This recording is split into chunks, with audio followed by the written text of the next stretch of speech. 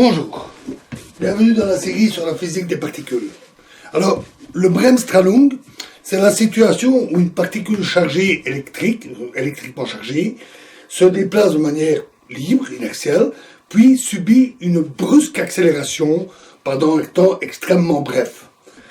Ce type de situation peut par exemple être l'idéalisation d'une collision, où un électron percute par exemple un atome et subit ainsi une violente déviation. On a donc une situation où on a une particule chargée qui suit une trajectoire et puis subit une brusque déviation avec émission de rayonnement électromagnétique au moment du choc. On a donc initialement une vitesse UI qui est égale à PI sur M, puis UF égale PF sur M. Si on prend le point de collision, le point d'accélération comme l'origine des coordonnées, alors la trajectoire x de t est simplement donnée par pi sur mt pour t négatif et pi sur pf sur mt pour t positif. Le courant s'obtient simplement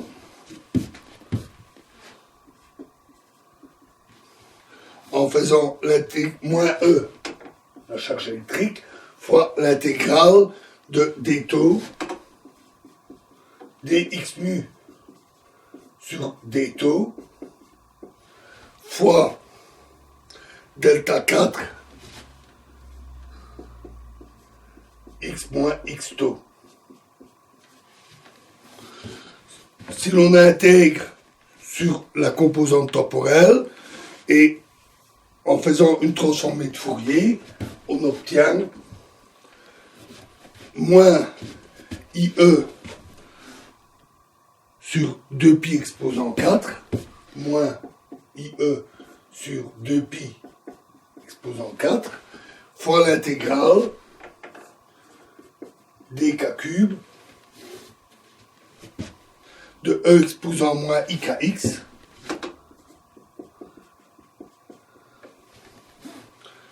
fois PI mu sur PI fois X moins PF mu sur PF fois X.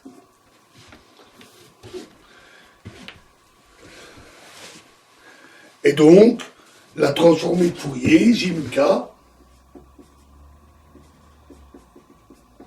est simplement donnée par moins IE fois ce terme-là, qui est aussi égal, bien sûr, à J mu moins K. Astérisque conjugué. Le conjugué égale J mu moins K. Pour des temps négatifs, habituellement, on prend des conditions où les champs, les valeurs tendent vers zéro. Mais ici, on ne peut pas. Le courant est une grandeur conservée, donc le courant ne s'annule jamais. Donc ce que l'on exige pour un temps très négatif ou très positif, c'est qu'on retrouve le champ coulombien de la particule. Alors, on a donc A mu égale à d4x fois g rep, la fonction de Green retardée, fois x moins x prime j mu de x prime.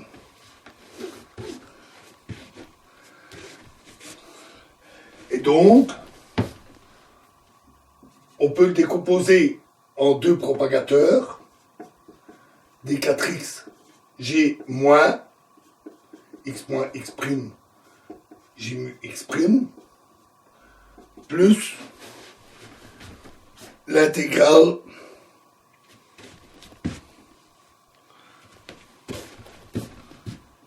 c'est d4x', c'est pardon, d4x' de G avancé, x moins x', J mu de x'. Alors, cette partie-là, c'est la solution coulombienne habituelle.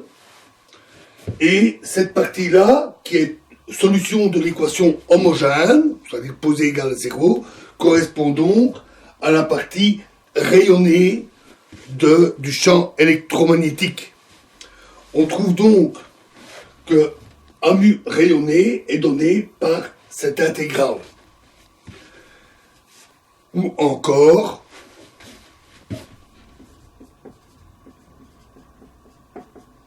en explicitant I sur 2π³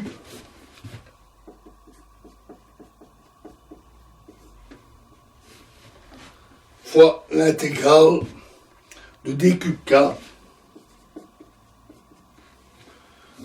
E exposant moins ikx. Donc on intègre sur la composante temporelle. Il reste donc epsilon k0 fois delta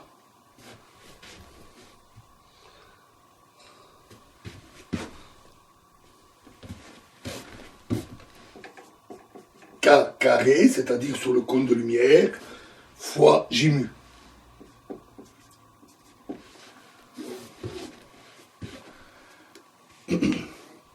On en déduit le tenseur électromagnétique F mu nu rayonné est égal à 1 sur 2π³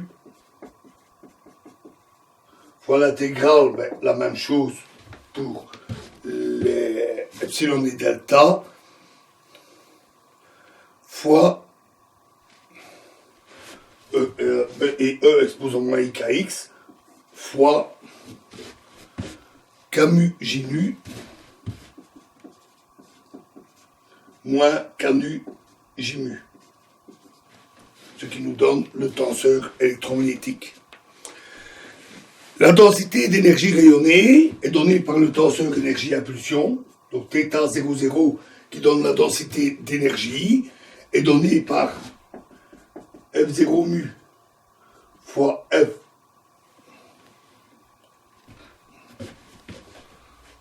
mu 0 plus 1 quart G00 fois F mu nu, F mu nu.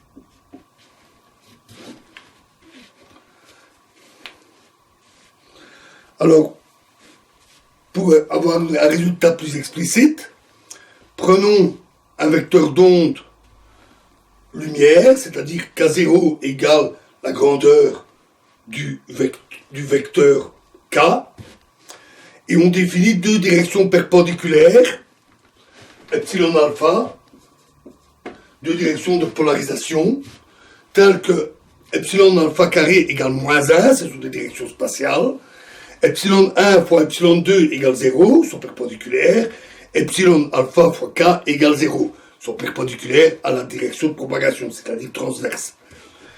L'énergie émise à un certain moment est donc donnée par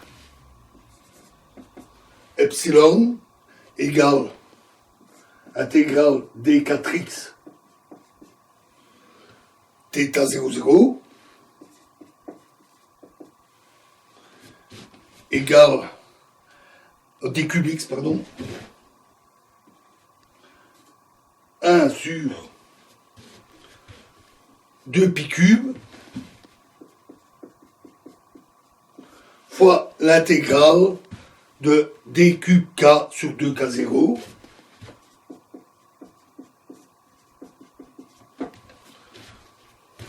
fois k0 fois la somme sur les polarisations de epsilon alpha j au carré. Ce qui donne le résultat de la densité d'énergie rayonnée. Notons que, en anticipant un petit peu, que si la lumière est composée de photons d'énergie h bar k, alors si on pose h bar égale 1, donc on choisit l'unité de façon à ce que h bar soit égal à 1, alors l'énergie émise dans un petit espace de phase d cube k est donnée par d epsilon 1 sur 2 pi cube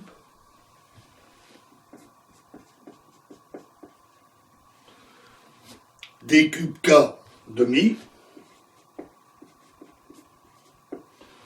fois la somme sur les polarisations de epsilon alpha pi sur kpi moins epsilon alpha pf sur kpf au carré.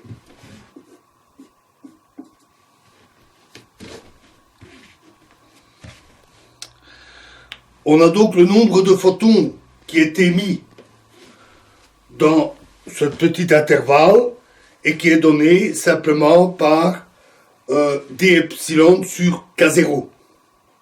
Donc cette même formule divisée par k0. Cette formule est en remarquable accord avec les prédictions de la physique quantique. Nous verrons ces prédictions dans le cadre de la physique quantique. Et elles sont en parfait accord, ce qui est en général une exception. Il est rare que le résultat classique donne un résultat semblable ou identique au résultat quantique. C'est le cas ici. Donc au moins ça nous donne une bonne image du rayonnement émis par une particule accélérée, même dans le cas quantique. Alors, dans la prochaine vidéo, nous allons nous intéresser à un problème qui va nous rapprocher de la physique quantique. Ce problème, c'est celui de l'interaction d'une particule avec son propre champ. On verra que cela conduit à des inconsistances qui sont liées à la limite quantique. On peut s'étonner que la physique classique, quand on la pousse dans ses derniers retranchements, nous dit où est la mécanique quantique, comme si elle incluait la mécanique quantique. En fait, ce n'est pas si mystérieux que ça.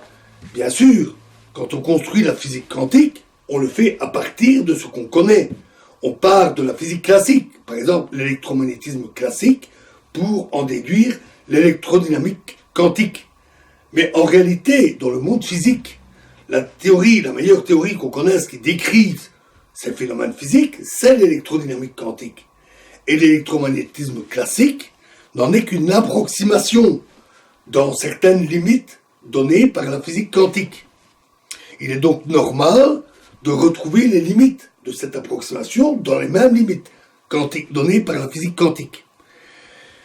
Et donc c'est tout de suite moins mystérieux, mais il est intéressant de les mettre en évidence pour voir justement quelles sont ces limites et à partir de quand et comment se manifestent les propriétés quantiques. Donc nous aborderons ce problème dans la prochaine vidéo. Je vous remercie.